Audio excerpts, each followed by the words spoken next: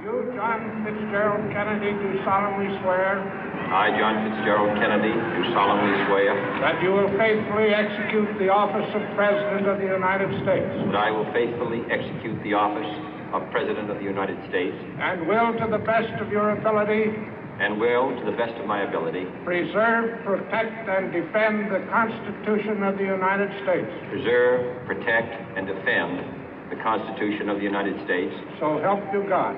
So help me God.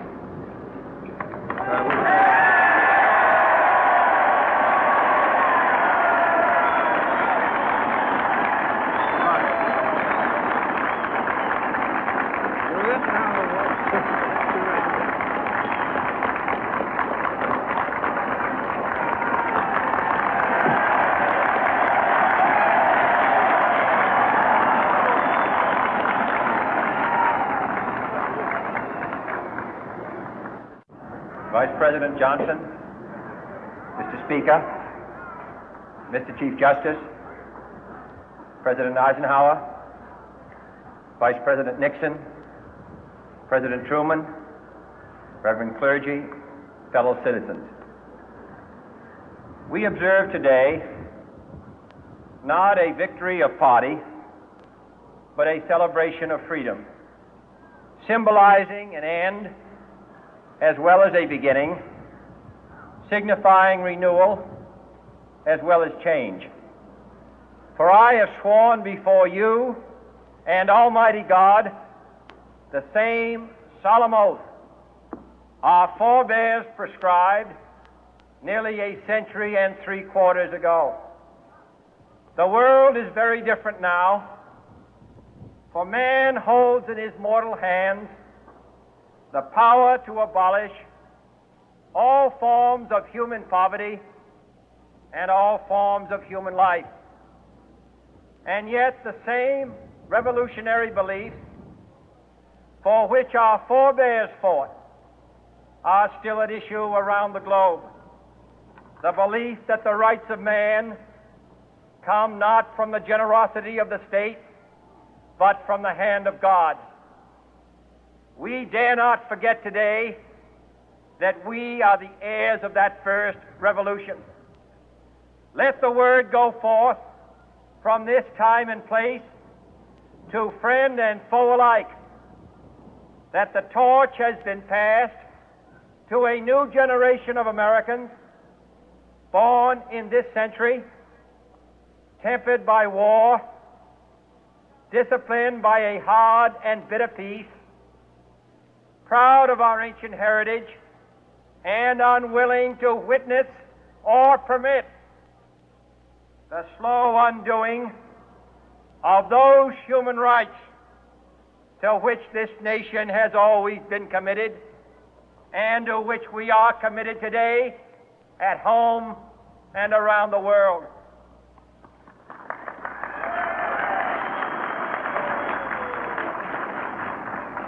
Let every nation know, whether it wishes us well or ill, that we shall pay any price, bear any burden, meet any hardship, support any friend, oppose any foe to assure the survival and the success of liberty.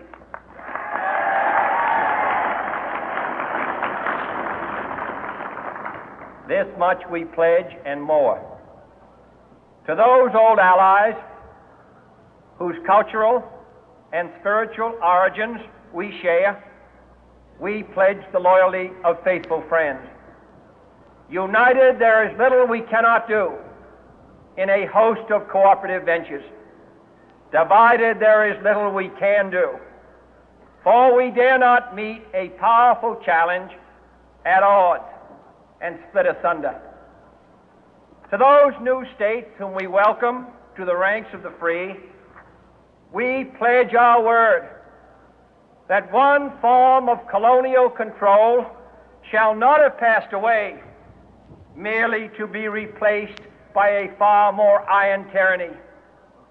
We shall not always expect to find them supporting our view, but we shall always hope to find them strongly supporting their own freedom, and to remember that in the past, those who foolishly sought power by riding the back of the tiger ended up inside.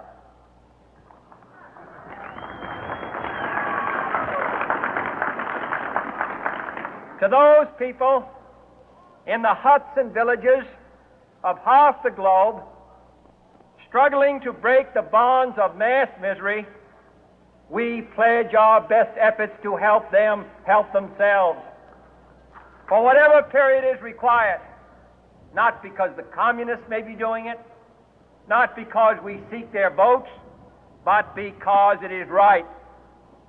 If a free society cannot help the many who are poor, it cannot save the few who are rich.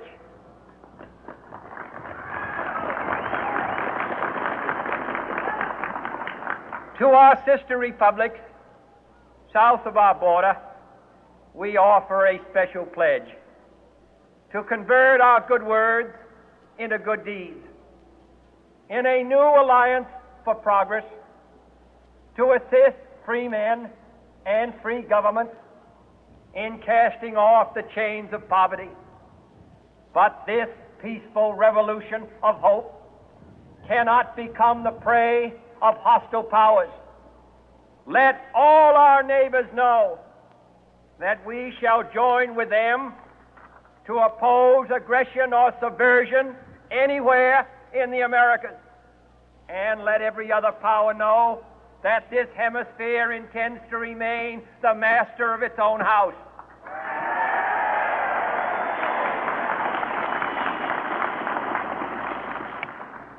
To that World Assembly of Sovereign States, the United Nations, our last best hope, in an age where the instruments of war have far outpaced the instruments of peace, we renew our pledge of support to prevent it from becoming merely a forum for invective, to strengthen its shield of the new and the weak, and to enlarge the area in which its writ may run. Finally, to those nations who would make themselves our adversary, we offer not a pledge, but a request that both sides begin anew the quest for peace.